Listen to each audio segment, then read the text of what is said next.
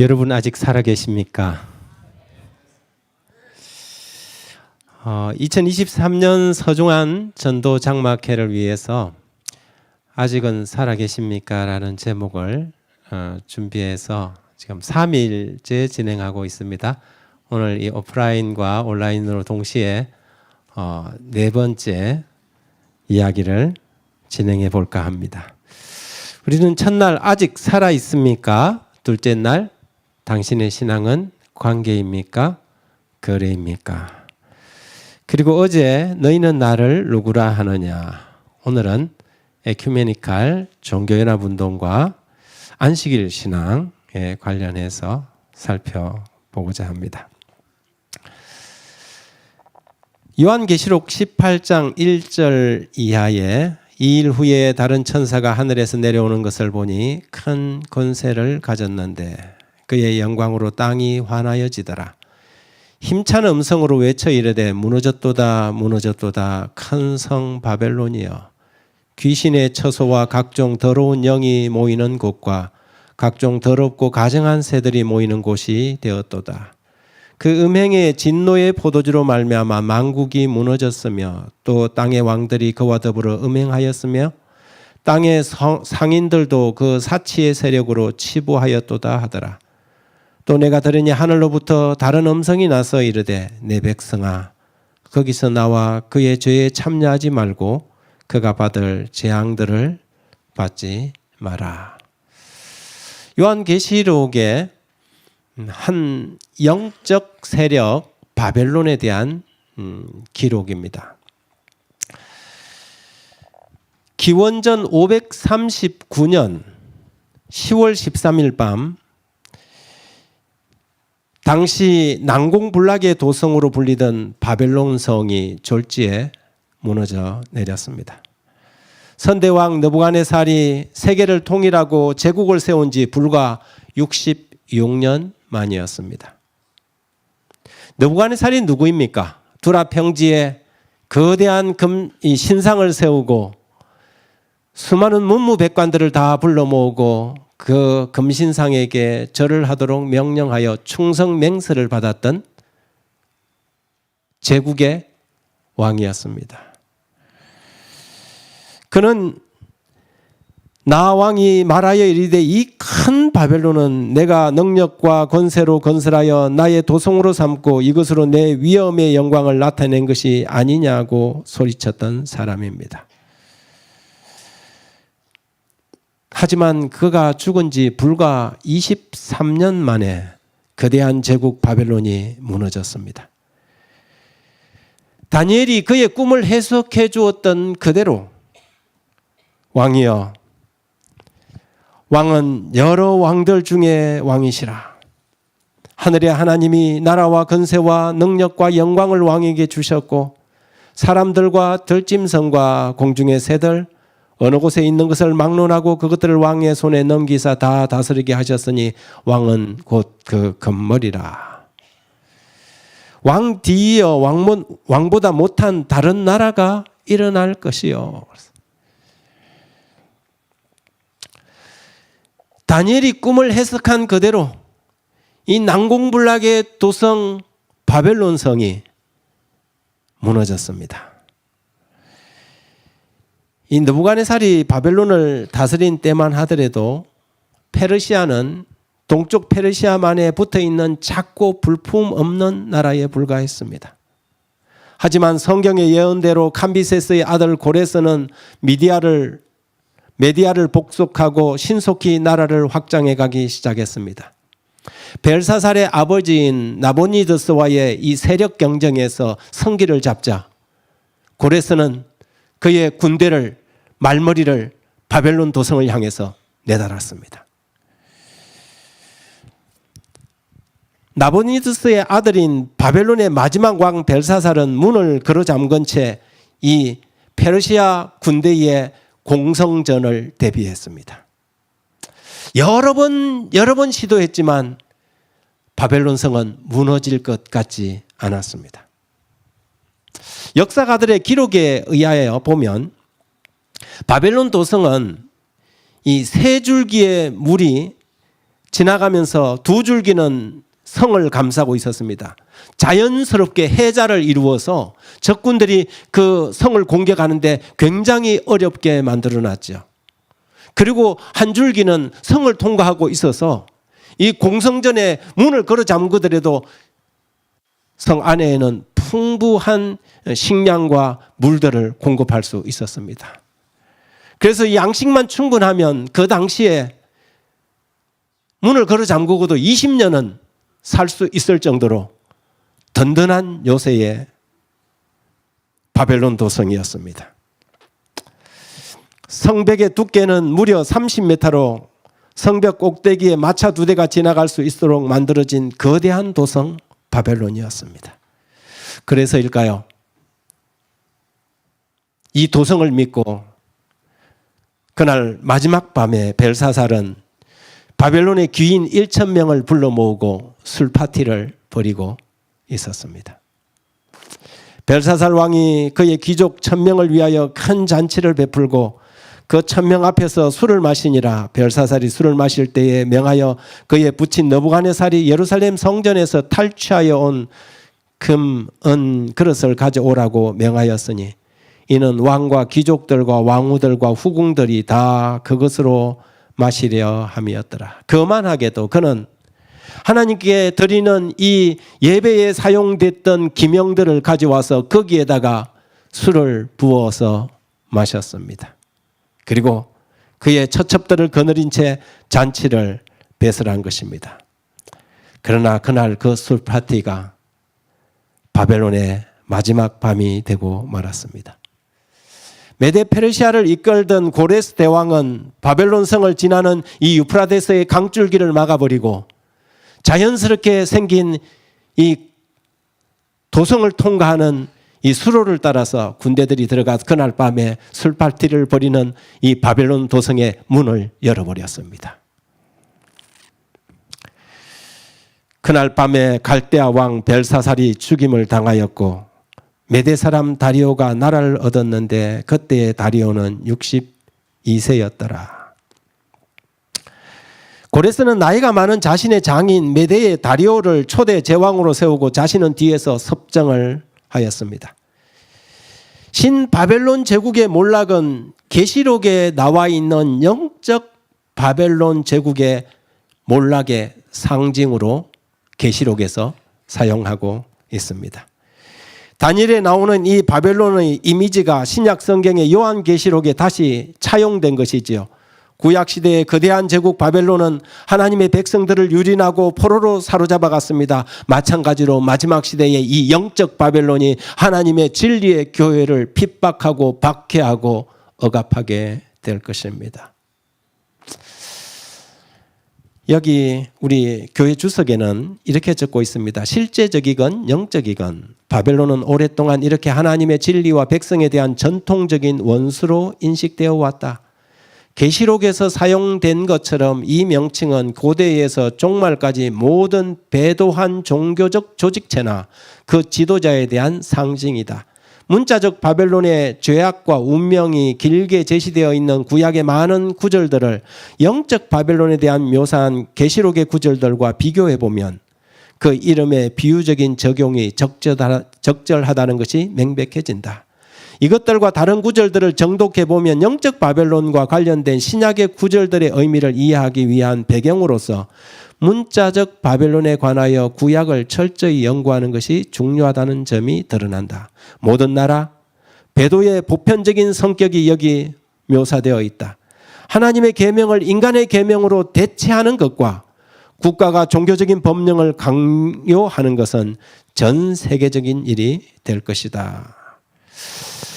바벨론은 이 초기 교회 때는 제국 로마의 모습으로 가면을 갈았었습니다.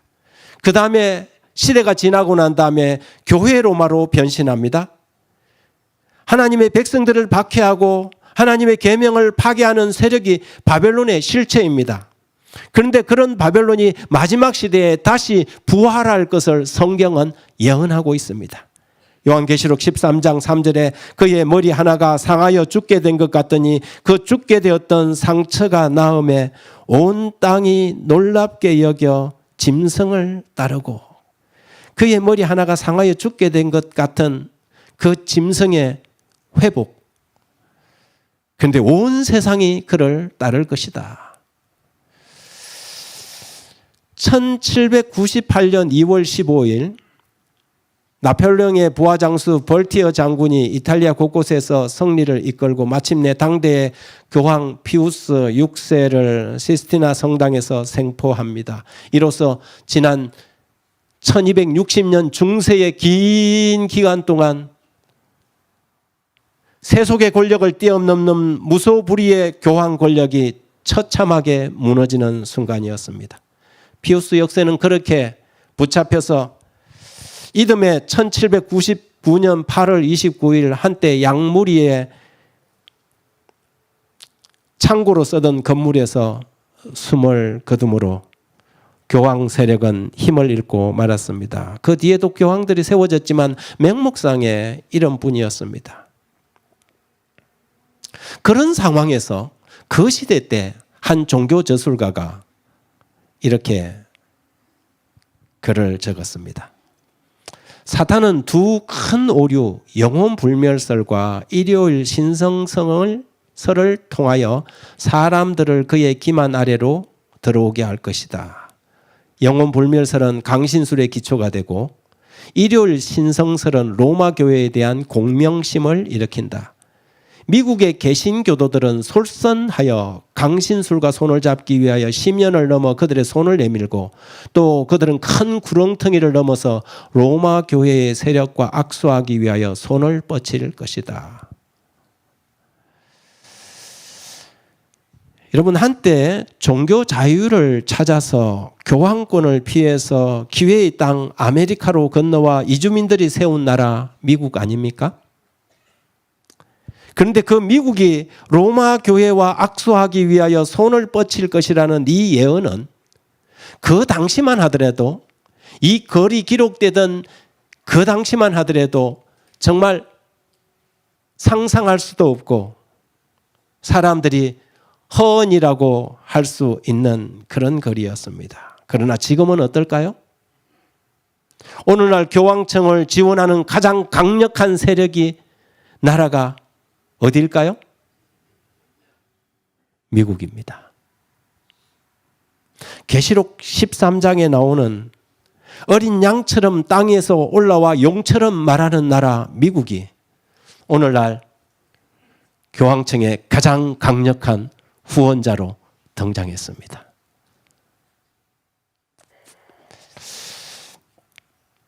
놀라운 것은 이 가톨릭이 개신교와 가까워지기 위해서 다가간 것이 아니라 개신교가 가톨릭에게 다가갔다는 것입니다.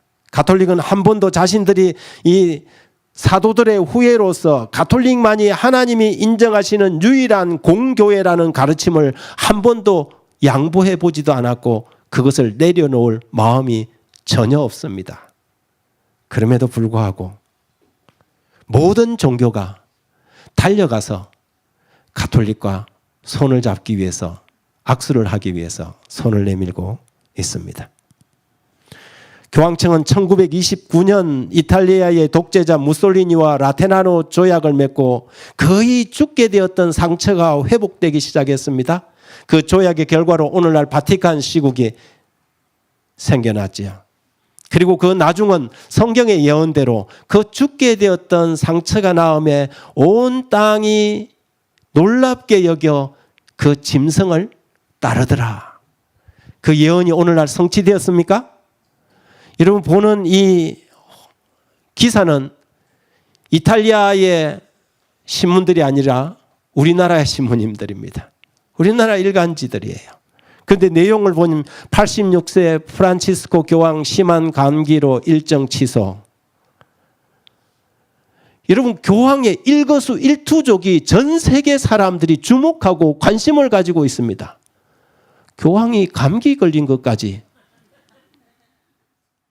여러분, 바이든 대통령이 감기 걸렸다거나 시진핑 주석이 감기 걸려갖고 기사에 나온 적이 있습니까?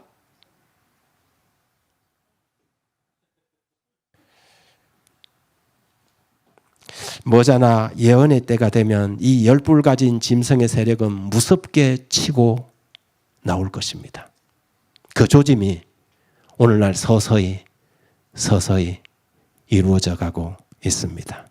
최근 우리나라 교계에 동성애법을 옹호하는 차별금지법과 종교다원주의를 표방한다는 이유로 개신교 교회에서 굉장한 소란이 일고 있습니다. 그래서 지역 교회들이 자기들이 속한 교단에서 탈퇴한다는 으름장을 놓고 NCCK나 WCC에서 가입되어 있는 교단의 지역교회들이 교단 탈퇴를 선언하고 나섰습니다. 그래서 이것이 굉장히 큰 이슈가 되었어요. 특히 감리교에서는 이 문제 때문에 총회에서 경론까지 벌였지만 결론을 내리지 못하고 안건은 다음으로 미루어지고 말았습니다. 그렇다면 한국기독교협의회나 세계교회협의회는 어떤 단체들일까요? WCC라든지. 이 세계교회협의회는 개신교를 중심으로 1948년에 네덜란드 암스테르담에서 시작된 교회 일치운동, 즉 에큐메니칼 운동의 단체입니다. 초창기는 개신교회 일치운동으로 시작했지만 점차 그 세력, 그 활력을 넓혀가면서 개신교회뿐만 아니라 이제는 정교회와 그리고 또 다른 이 여러 교회들과 교류를 하기 시작했습니다. 이 단체에서 기독교 정통교파로 인정하는가 안 하는가 여부가 현대 기독교에서는 정통과 이단을 나누는 하나의 기준으로 생각합니다. 협의회 회원은 교파가 아닌 지역별 교단 단위로 참여하는데요. 현재는 개혁교회, 감리교회, 침례교회, 루터교회, 성공회, 오순절교회 등이 이 개신교 교단들이 참여하고 있고요. 동방정교회 교단들, 오리엔트 정교회, 아시리아 동방교단, 많은 교단들이 참여하고 있습니다. 그리고 여기에 로마 가톨릭과 제7일 안식일 예수 재림교회는 정식 회원은 아니지만 참관자로 참여하고 있습니다. 1989년 샌안토니오 선언에서 이들은 이미 타 종교에도 구원의 길이 있다고 문을 열기 시작했습니다.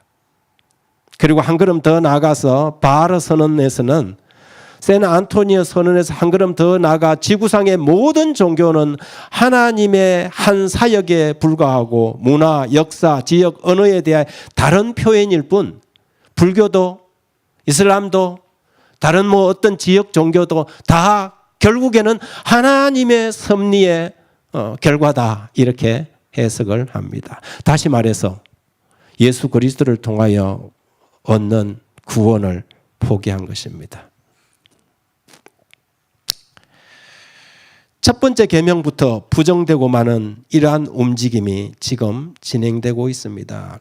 그래서 그냥 단순하게 교회 일치 운동을 넘어서 이제는 종교 다원주의로 방향을 틀었지요. 그런데 여기에 자세히 보십시오. WCC 참관인 자격으로 참여하는 두 교단이 있습니다. 하나는 로마 가톨릭이고 하나는 제7일 안식일 예수 재림 교단입니다. 로마 교회의 신학자들과 WCC 사이에서는 아주 깊은 연관성을 가지고 있습니다. 아주 깊숙이 관련해 있으면서도 로마 가톨릭은 한 발을 뒤로 빼고 있는 것입니다. 언제든지 기회가 주어지고 때가 오면 그 짐승을 이 단체를 올라탈 준비를 하고 있는 것이지요. 제7일 안식일 예수 재림교회는 왜 가서 여기서 참관인으로 쳐다보고 있을까요? 가끔 어떤 사람들이 우리 교회도 WCC에 가입했다 이렇게 주장하는 사람들이 있는데 그렇지는 않습니다. 우리 재림교회는 마지막 시대의 사건들을 주시하기 위하여 거기에 참관인 자국으로 주시하고 있는 것입니다. 정보를 얻고 신학적 사상의 조류를 파악하며 다른 교단들에게 우리가 가지고 있는 신앙의 이유를 설명하기 위하여 그들에게 교제를 하고 있습니다. 하지만 우리는 WCC의 이 긍정적인 면보다 부정적인 그 속에 담겨 있는 맹독성을 너무나도 잘 알고 있습니다. 그래서 우리는 그들을 찬성하지 않습니다. 그리고 WCC는 점점 성경에서 멀어져 가고 있는 것입니다. 2011년 스위스 제네바에서 에큐메니컬 센터에서 열린 WCC와 로마 가톨릭의 공동선언에서 예수 그리스도의 수위성을 인정하면서도 종교 다원주의를 받아들이는 내용에 합의했습니다. 여러분, 이 WCC에 세계 종교의 90%가 여기에 가입해 있습니다.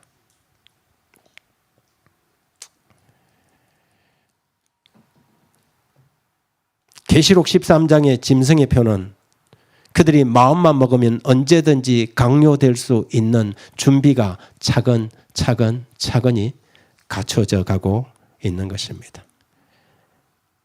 가톨릭과 정교회, 개혁교회, 복음주의, 오순절, 기독교의 큰 주류 교단들은 여기에 다 들어가 있는 것입니다. 여러분, 그러면 짐승의 표는 뭘까?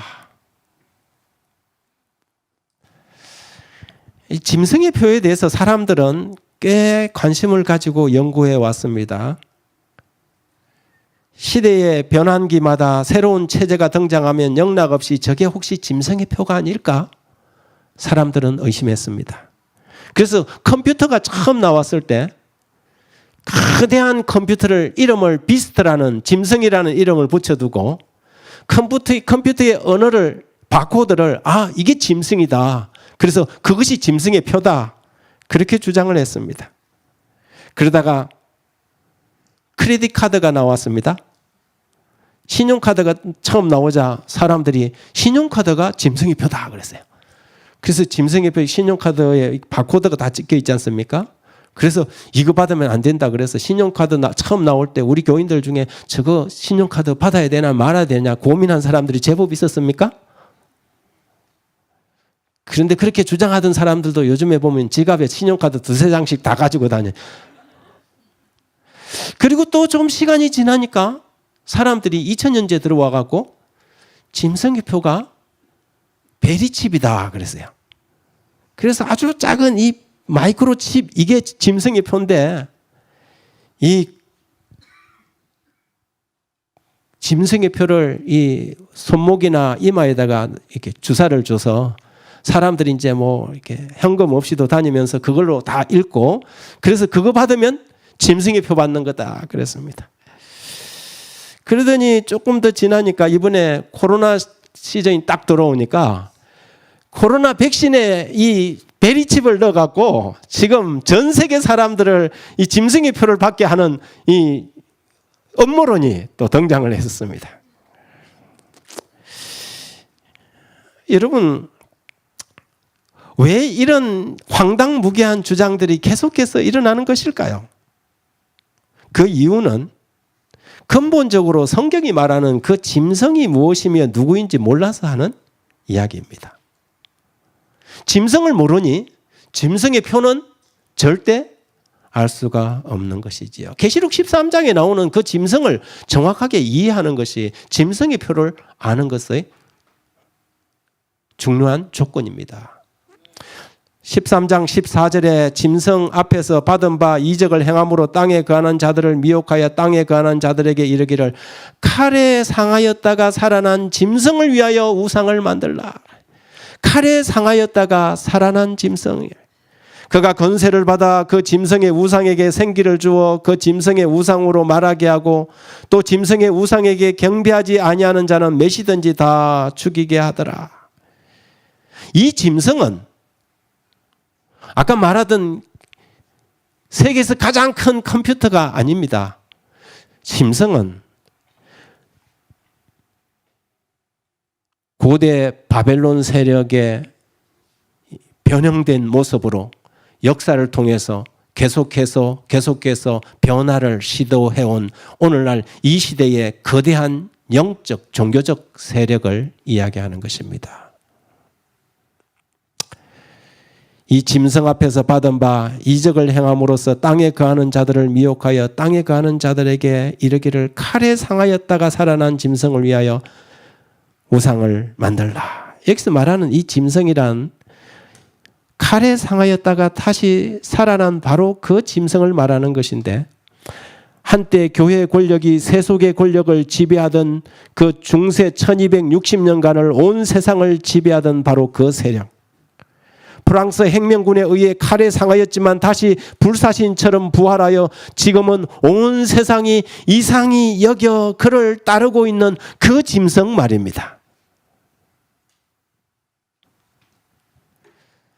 그 짐승의 세상을 위하여 지금 WCC와 NCCK 같은 단체들이 부지런히 활동을 하고 있습니다.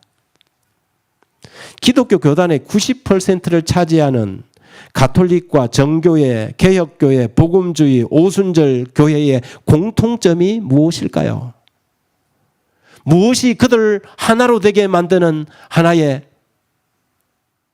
핵심 키워드가 될까요? 모든 교단은 저마다 어느 정도의 신학적 입장을 달리하고 있지만 모두가 지지하는 하나는 바로 일요일입니다. 주일 성수지요. 저들은 인류 평화와 인간의 질적 성장을 위해 일주일에 일요일 하루만큼은 거룩히 구별할 필요가 있다고 주장하게 될 것입니다. 여기 가톨릭 사전에, 백과사전에 이렇게 적고 있습니다. 가톨릭 교회는 안식일을 주일 중 7째 날인 토요일에서 첫째 날인 일요일로 변경시킨 후 10계명의 4번째 계명을 고쳐서 일요일을 주일로 지켜라고 명하였다. 그들은 고백하기를 또 이렇게 솔직하게 인정합니다. 주의 날을 토요일에서 일요일로 변경하라는 말이 성경에는 전혀 없다. 우리는 이러한 변경이 교회의 전통에 의해서 지금까지 내려온 사실을 알고 있다. 바로 이것이 우리가 수많은 개신교인에게 느끼고 있는 비논리적인 점이다. 그들은 오직 성경에 기록되어 있는 것 외에는 어떤 것도 받아들이지 않는다고 주장하면서도 가톨릭 교회가 그렇게 하라고 말하였기 때문에 변경된 주의 날을 지키고 있다. 만일 성경만이 그리스도인들을 위한 유일한 안내서라면 토요일을 준수하는 이들이 그리스도인이다. 성경을 자신들의 유일한 선생으로 삼고 있는 개신교도들이 가톨릭 교회가 만든 전통을 따른다는 것이 이상하지 않는가? 여기 수백만의 신앙이라는 이 책에 보면 성경은 일요일이 아닌 토요일을 안식일로 정가하고 있음에도 불구하고 자신의 신앙을 교회가 아닌 성경에만 두고 있다고 공언하는 개신교인들이 일요일을 예배일로 준수하고 있는 현실이 이상하지 않는가? 물론이다. 그것은 너무나 앞뒤가 맞지 않는 것이다.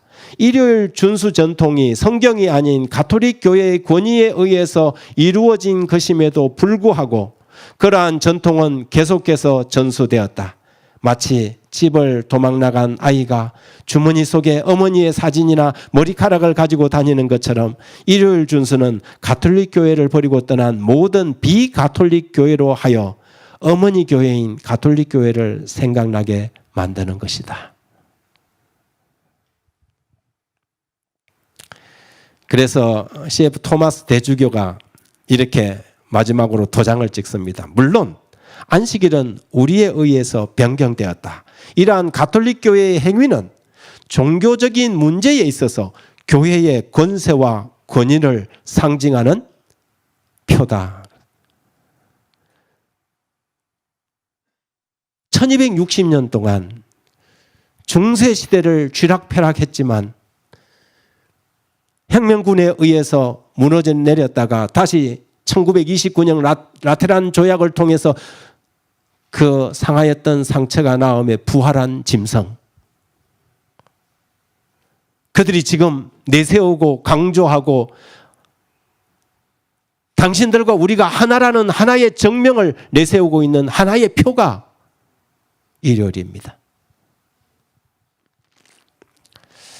따라서 일요일 법령 곧 세계를 이끌고 있는 미국이라는 국가 권력에 의해서 일요일이 강제적인 법으로 세워지고 사람들의 양심을 지배하려고 할 때 비로소 짐승의 표가 나타나게 될 것입니다. 물론 그때가 되면 우리가 사용하고 있는 모든 경제적인 통제권이 발동하게 될 것입니다. 짐승의 표는 인류의 행복과 세계 공영을 위한 필요 수단으로 이것을 받아들이지 않는 사람들은 평화의 반대자들로 낙인 찍히고 그들은 세상에 어떤 법적 보호도 받을 수 없는 상태가 올 것입니다.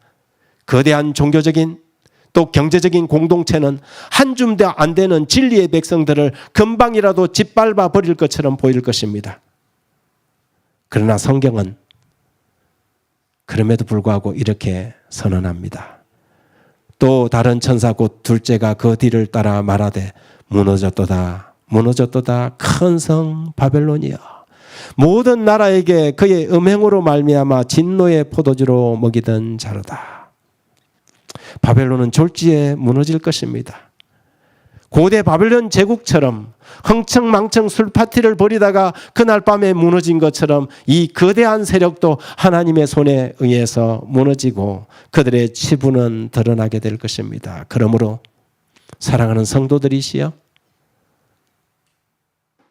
여러분의 믿음과 신앙을 끝까지 견고하게 붙잡게 되길 바랍니다. 우리의 모습이 때때로는 우리의 교회의 모습이 배도하고 배교하는 이 세력에 비해서 너무 형편없이 초라해 보일지라도 그러나 마침내 바벨론은 무너질 것입니다. 진리의 백성들이시여 하나님의 말씀 이 진리에 온전히 충성하고 순종하는 사람들이 되기를 간절히 바랍니다. 오늘날 우리에게 절대적으로 필요한 신앙은 두 가지, 안식일 신앙과 부활 신앙입니다. 바벨론 신앙의 대표적인 두 가지 교리는 일요일 준수와 영혼 불멸 사상입니다. 결국 마지막 시대는 경배 곧 예배의 싸움이 될 것입니다. 마치 가인과 최초의 싸움 가인과 아벨의 싸움처럼 말입니다. 하나님의 말씀대로 예배할 것인가? 아니면 자기 마음대로 전통대로 예배할 것인가? 하늘과 땅과 바다와 물들의 근원을 만드신 창조주를 기억하는 표징이 되는 안식일을 기억할 것인가? 아니면 세상의 모든 권력을 쥐고 왕들과 세상의 상인들과 모든 조직체 위에 앉아서 혼합된 포도주로 세상을 미혹하는 짐승의 세력 바벨론의 상징인 일요일에 예배할 것인가? 이것은 단순히 예배일에 관한 문제가 아닙니다. 이것은 우리가 섬기고 예배하는 그 경배의 대상에 관한 문제입니다. 여러분은 창조주를 섬기시겠습니까? 아니면 짐승에게 굴복하시겠습니까? 힘찬 음성으로 외쳐 이르되 무너졌도다 무너졌도다 큰 성 바벨론이여 귀신의 처소와 각종 더러운 영이 모이는 곳과 각종 더럽고 가증한 새들이 모이는 곳이 되었도다. 그 음행의 진노의 포도주로 말미암아 만국이 무너졌으며 또 땅의 왕들이 그와 더불어 음행하였으며 땅의 상인들도 그의 사치의 세력으로 치부하였도다 하더라. 또 내가 들으니 하늘로부터 다른 음성이 나서 이르되 내 백성아 거기서 나와 그의 죄에 참여하지 말고 그가 받을 죄악들을 받지 말라. 여러분들이 지금 어느 교단, 어느 교회에 속해 있든지 간에 오늘 이 말씀은 또 내가 들으니 하늘로부터 다른 음성이 나서 이르되 내 백성아 거기서 나와 그 죄에 참여하지 말고 그가 받을 죄악을 받지 말라는 이 마지막 호소에 주의하시기 바랍니다. 바벨론은 무너질 것입니다. 우리 주님의 재림이 점점 가까워오는 이때에 이 귀한 이 서중원 앞에의 이 온라인 전도 장막 집회를 통하여 오프라인에 계시든지 여러분이 온라인에 계시든지 하나님이 여러분을 진리로 초청하는 이 부르심에 주저하지 마시기 바랍니다. 전라북도 임실군 둔남면 오수리에 가면 이렇게 오수의겸비라는 이 비석이 상이 하나 딱 서 있습니다. 원래 이 오수리는 당시 남원군 거령현이라는 이름으로 있었습니다. 고려시대에 김계인이라는 사람이 개 한 마리를 애지중지하게 길렀는데 어느 날 외출할 때 그 개를 데리고 나갔습니다. 개인이 술을 많이 먹고 술에 취해서 길바닥 풀밭에서 쓰러져 자고 있었습니다. 그런데 하필이면 들불이 일어난 것이지요. 주인이 위기에 처했다는 것을 알게 된 이 개가 가까이 있는 개울에 가서 자기의 몸을 물에다가 이렇게 빠뜨려서 그 주변 풀밭을 이렇게 막 뒹굴면서 불이 주인에게 접근해 오지 못하도록 한 것입니다. 그렇게 불은 지나가고 개인이 잠에서 깨어서 보니 온 사방이 불이 탔는데 자기만 누운 그 자리만 불이 타지 않은 것입니다.